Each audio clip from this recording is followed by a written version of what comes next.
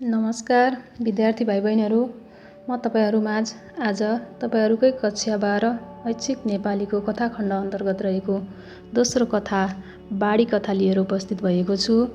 कथाकार गोविन्दबहादुर मल्ल गोठालेद्वारा लेखिएको बाडी कथाको वाचन र कथाकार गोविन्दबहादुर मल्ल गोठालेको कथागत प्रवृत्तिहरूलाई तपाईहरूले यस भिडियोमा सुन्न सक्नुहुनेछ।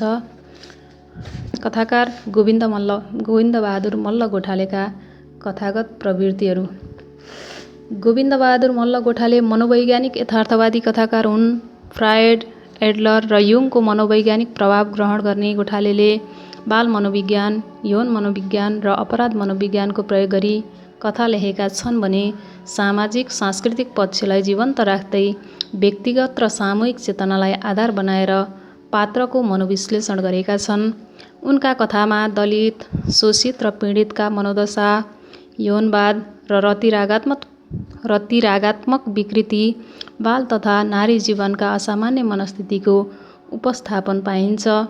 यिनले कुण्ठित, आत्मपीडित, परपीडक, रूढिग्रस्त, विकृत, अपहेलित आदि पात्रको मनोदशाको मार्मिक र जीवन्त चित्रण गरेका छन्। गिर्दो मानवीय मूल्य, अन्धो परम्परा, आर्थिक तथा मानसिक कारणले सिर्जना हुने विकृति, वर्गीय विसङ्गति, आन्तरिक द्वन्द्व र मनोवैज्ञानिक यथार्थवादी प्रवृत्तिको सजीव चित्रण गर्नु गोठालेका कथागत विशेषता हुन्। विश्वेश्वर प्रसाद कोइराला र भवानी भिक्षुले अगाडि बढाएको मनोवैज्ञानिक कथालेखनको प्रवृत्तिलाई अझ विस्तार गरी नारी, बाल तथा अपराध मनोविज्ञानका क्षेत्रमा सशक्त कथानक र परिवेशका माध्यमले व्यक्ति, समूह तथा समाजको चित्रण गर्नु उनको कथाको योगदान हो। गोठाले सहरी परिवेश र विशेषतः काठमाडौँ उपत्यकालाई परिवेश बनाएर कथा लेख्ने कथाकार हुन्। आफूले बाँचेको, भोगेको र देखेको परिवेशलाई लिएर कथा लेख्ने हुनाले यिनका कथाहरू यथार्थको नजिक र स्वाभाविक लाग्छन्। यिनी सरल गद्य भाषाको प्रयोग गर्ने कथाकार हुन्। मनोवैज्ञानिक कथाकार भएकाले मनोविज्ञानलाई प्रस्तुत गर्ने क्रममा यिनले विभिन्न प्रतीकको प्रयोग गरेका छन्। गोठालेले आधुनिक नेपाली कथाको मनोवैज्ञानिक धाराका एक सशक्त प्रतिनिधि कथाकारका रूपमा चिनिन सफल भएका छन्। अब त्यसै गरी बाडी कथाको वाचन गर्नतर्फ म लागिरहेको छु। ध्यान दिएर सुन्नुहोला विद्यार्थी भाइ बहिनीहरू। बाडी कथा गोविन्दबहादुर मल्ल गोठाले। धनिया चमारको आँखा एकदम विस्फारित भयो। ऊ त्यही विस्फारित नेत्रले अगाडि हेरै थियो। उसले विश्वासै गर्न सकेको थिएन। ऊ त्यो बाबु रमा बाबु, उसको मालिक रमा चौधरी केही पर पारिपट्टिको बाँसको छेकबारमा टाउको अडाएर घुरिरहेको थियो। धनिया चमार एकदम चकित थियो। उसको मालिक रमाबाबुको यो अभिगत। रमाबाबु पनि शरणगत थियो। धनिया चमार झैँ बाढी पीडित उद्धार शिविरमा। धनिया चमार अर्को शिविरमा नहटाएर त्यहाँ आएर बसेको मात्रै थियो। उसले रमाबाबुलाई देखिहाल्यो। यो शिविरमा पनि त्यत्तिकै हुल थियो, अटेस मटेस, तर ऊ एक्लो भएकाले ठाउँ पाएको थियो। धनियाले रमाबाबुको आसपास घाँटी तन्काई हेऱ्यो, तर उसले रमाबाबुको परिवारको कोही एकजना पनि देखेन। अर्को आश्चर्य, रमाबाबु एक्लो, एकदम एक्लो। उनको जहान परिवार सब गायब, मालिकाइन पनि गायब, छुनमुने केटाकेटी सब गायब, उसका आफ्ना केटाकेटी स्वास्नी गायब भए जस्तै। रमा मालिकको पनि सब गायब। शिविरमा हुलमुल त्यस्तै थियो, खल्लीबल्ली त्यस्तै थियो। तर धनियाले मालिकलाई हेरिरह्यो। उसले अहिले आफ्नो जहान बच्चा एकदम बिर्सिएको थियो र मालिकका जहान परिवारलाई मात्र सम्झिरहेको थियो। कुसकुसे दारी जुङ्गाले छोपेको ओठमा र्याल निकालेर मालिक बेसुध घुमिरहेको थियो। उसले हेरिरह्यो। निष्पट्ट अँध्यारो रात, घरभित्र पानी, कोठाभित्र पानी, पानी नै पानी, जताततै पानी। धनिया चमार चिच्याई, फुसको घर ढल्यो। चिच्याई केटाकेटी, चिच्याएकी स्वास्नी, चिच्याएको आवाज गायब। ऊ भयभरको बलले पानीमा हातले छ्याप्छ्याप्ती गर्दै स्वास्नी केटाकेटीलाई खोज्यो। सब बेकाम निरर्थक। पछि ऊ शिविरमा पुगेको थियो। हुलमुलको एउटा मान्छे भएर ऊ बसेको थियो र पानी चारैतिर भएकाले पानीको सपना देखिरहेको। पछि कसैले उसलाई कोट्याएर उठायो। ऊ उठ्यो। उसको हातमा केही पर्यो, खानेकुरा जस्तै केही चिज थियो र त्यसलाई उसले एक हेरिरहेको थियो। रमा चौधरी अझै बिउजिएको थिएन। त्यतिका कुत्रे काम्रे बाढी पीडितहरूको सुस्ताएको हाहाकारको बीचमा ऊ अझै सुतेर घुरिरहेको थियो। धनिया चमारको आँखा रमा चौधरीको अनुहारबाट हट्न सकेको थिएन। उसको बाबु रमा चौधरीकै घरमा हरुवा थियो, ऊ पनि उसै कहाँको हरुवा। उसको बाबुले रमा चौधरीको बाबुसँग कर्जा लिएको थियो। जीवनभरि हरुवाई गरे पनि कहिले त्यो कर्जा फर्किएन। ऊ मर्यो, अहिले त्यो कर्जा धनिया चमारले फर्काउनु पर्छ हरुवाई गरेर।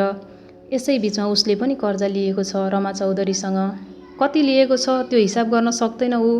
मालिक रमा बाबुले जति भन्नुहुन्छ त्यति। उसलाई थाहा छ त्यो कर्जा कहिले फर्किँदैन, जीवनभरि हरुवाई गरे पनि। तर उसले काम पाएको छ जीवन धान्न।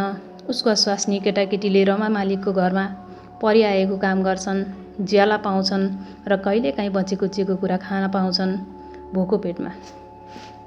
जलखाइमा सधैँ जसो भिजाएको काँचै चामल, नुनको ढिको र सकेसम्म पिरो खुर्सानी हुन्थ्यो। सधैँ जसो पिरो खुर्सानी टोक्थ्यो र जिब्रो पट्याउँथ्यो।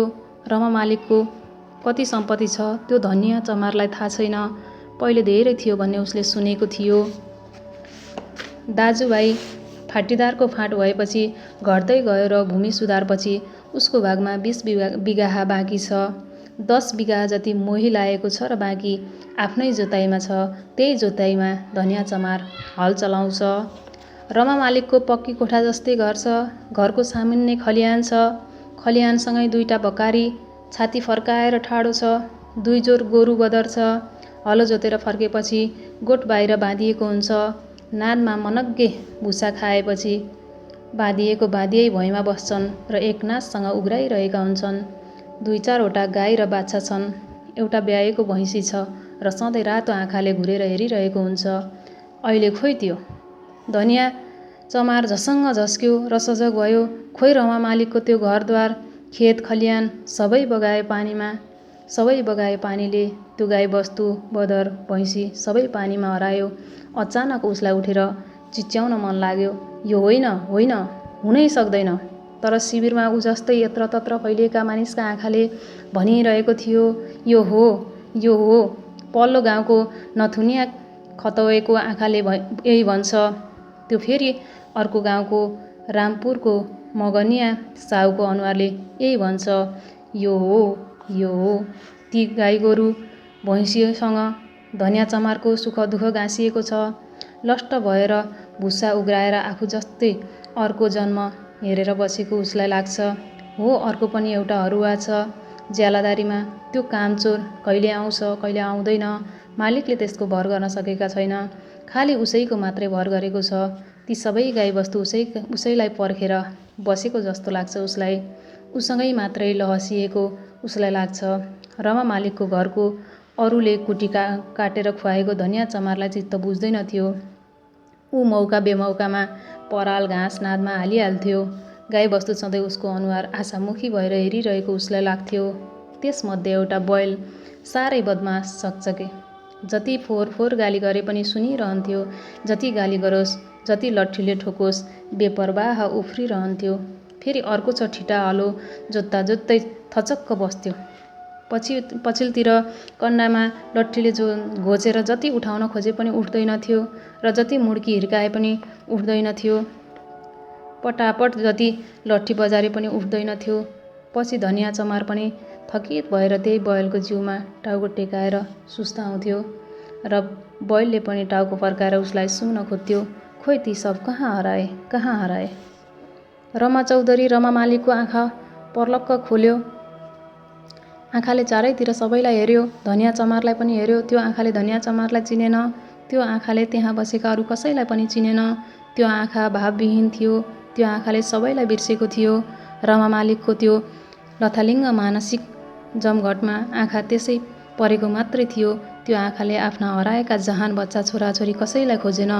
उसले सबैलाई बिर्सेको थियो। धनिया चमार एवं भूमिकामा मालिकनिर जान खोज्यो तर उठ्न सकेन। ऊ आफैमा शर्मायो। उसलाई आफैलाई शरम लाग्यो।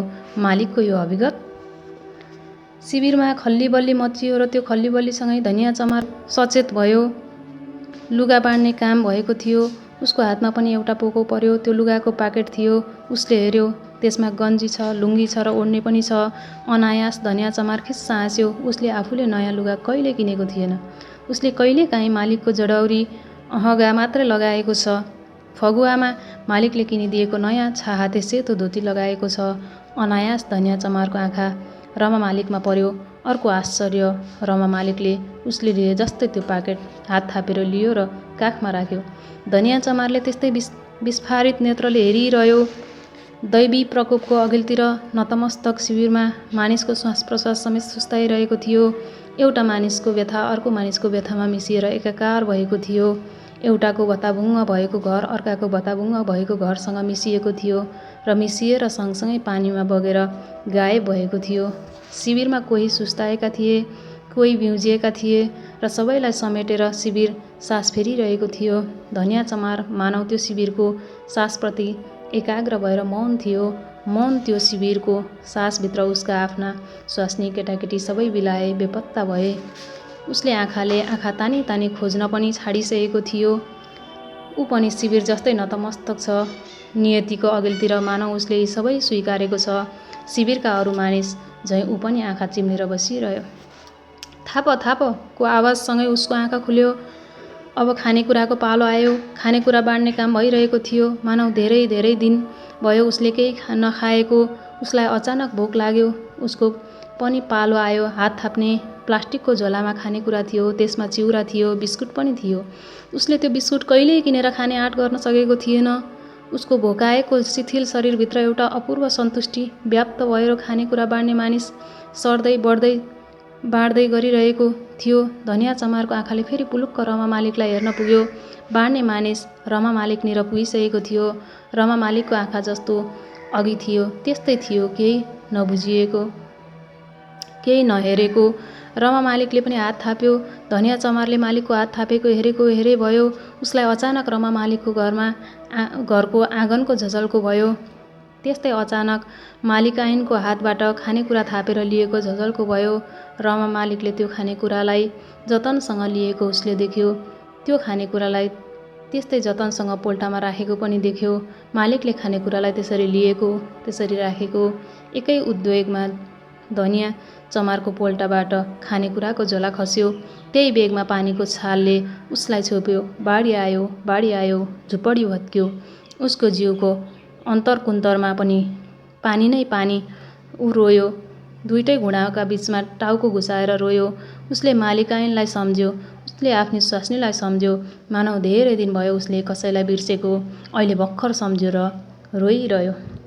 हस्त विद्यार्थी भाइ बहिनीहरू, यसरी बाढी कथाको वाचन मैले गरिसकेको छु र यसको विश्लेषणका लागि अरू भिडियोहरू हेर्दै गर्नुहोला। अहिलेका लागि हस्त, धन्यवाद।